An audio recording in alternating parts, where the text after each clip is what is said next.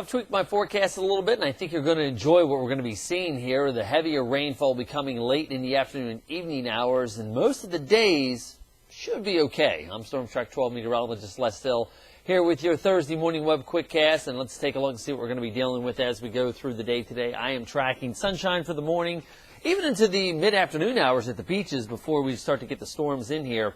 And any of these storms that do develop could have some heavy downpours or damaging wind gusts associated with them. Again, not expecting widespread severe weather, but those tropical downpours, there is a lot of high precipitable water that got into our weather pattern because of Isaac injecting it the weekend into the first part of this week. Now, we are tracking the tropics, very active in Bermuda. It looks like it's going to get blasted with potentially a Category 2 hurricane as we go through this weekend. Meanwhile, I'm also tracking the first charge of fall, fresh, crisp Canadian air into our weather pattern here in the east, and that looks like it'll be headed our way as we go into the first part of next week. So turn the AC off and get a chance to open up the windows for us here in eastern Carolina. Here is what we're dealing with as we go on through rainfall-wise, though. It definitely has been a wet year, no doubt about that. Greenville, we're running about an 8.25-inch surplus as far as rainfall is concerned. So it's been the deep inland spots where we've definitely been getting it.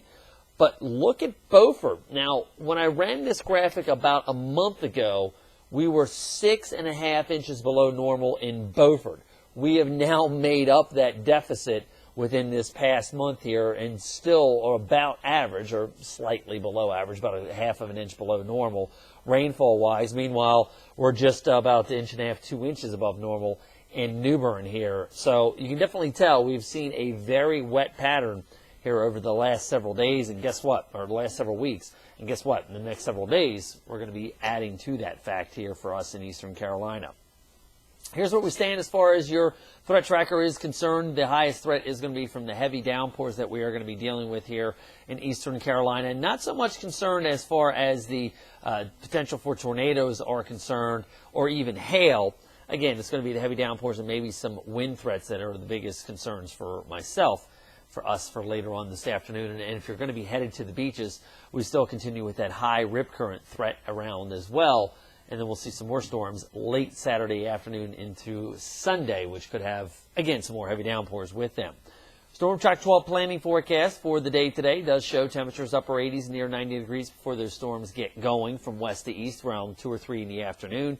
Meanwhile, we are going to be looking at those storms moving from west to east, eventually starting to get off to the beaches as we head through the early morning hours tomorrow. And meanwhile, we're also tracking the sunshine that will start to develop in the afternoon as we do have a drier air mass starting to move in behind this front.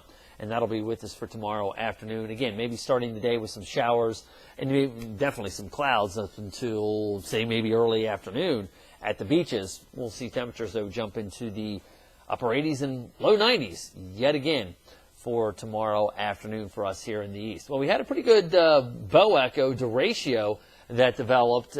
That came through Illinois, Kentucky, Tennessee yesterday afternoon and evening hours. A lot of wind damage reports, in fact, close to 100 wind damage reports in the area there alone. Now, what we're also watching is the moisture that this was kind of thriving off of. You can kind of see it there, the last little bit of it as it worked through Tennessee and Kentucky. The moisture it's been working off of got injected into our weather pattern when Isaac came through. Now, remember, Isaac came up through Missouri, went through Illinois, Ohio, then the center kind of ducked down through Tennessee and is actually now down in the Gulf Coast states. Now, kind of two separate entities here. The cloud cover across the north, that's what's going to be bringing the showers and storms to us for later on this afternoon and tonight. Meanwhile, again, we are tracking in the Gulf of Mexico, the mid-level center of Isaac trying to regenerate itself, and as a result, could be our next named storm. So that's something we'll be watching as this system kind of drifts off to the south and the west, and then eventually this weekend gets pulled back over towards Jacksonville. And some of that moisture could get pulled northbound into our neighborhood as we do have a cold front that's going to be coming into the area here. Meanwhile, sunshine for the morning hours here fading with the showers and storms developing off to our north and west later this afternoon.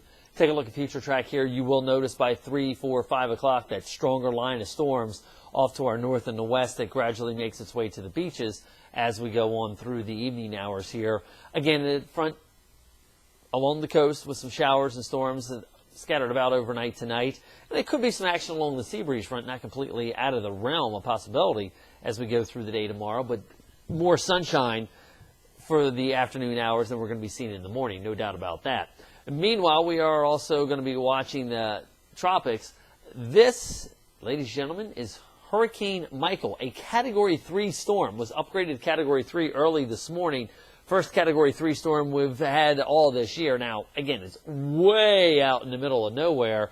But when I showed you the satellite picture here, I mean, it's got a pretty good defined eye to it. It's shaking off the front, and it looks like it's going to be churning out there in the Atlantic, potentially maybe going to the Azores, having an impact on them this weekend into early next week. Meanwhile, Leslie having a little bit of an identity crisis here.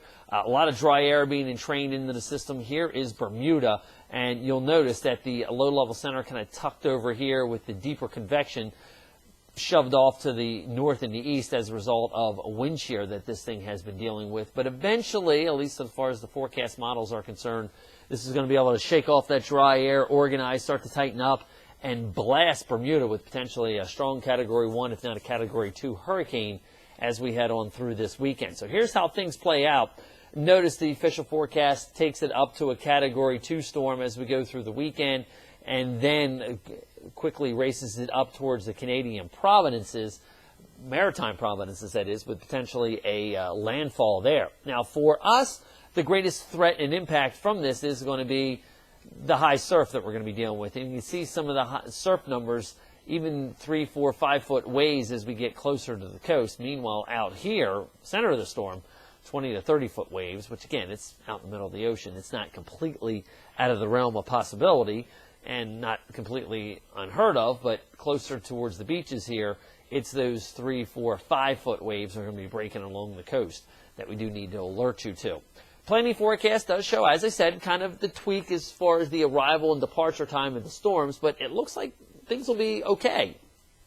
Storms coming in later this afternoon, in the evening hours. If you get any baseball, soccer, football plans, you may want to call ahead because that potentially could be impacted upon. Rain overnight tonight along the coastline will gradually clear things out by the afternoon hours tomorrow, up near that 90-degree mark. Nice day for the majority of the day on Saturday. Keep in mind, we do have the MS Bike Tour that's taking place across Craven and Eastern Carolina for this weekend. Storms developing in the afternoon and evening hours, and the heaviest rain coming overnight into early on Sunday morning. Then we'll clear things out. And there's that cool, refreshing Canadian air mass that I was talking about that is going to be making its way into the neighborhood here as we go start early next week. We're looking at overnight lows into the upper 50s, maybe even mid-50s in some of the deeper inland spots, and daytime highs into the low 80s. I'm Storm Track 12 meteorologist Les Still. Have yourself a good Thursday.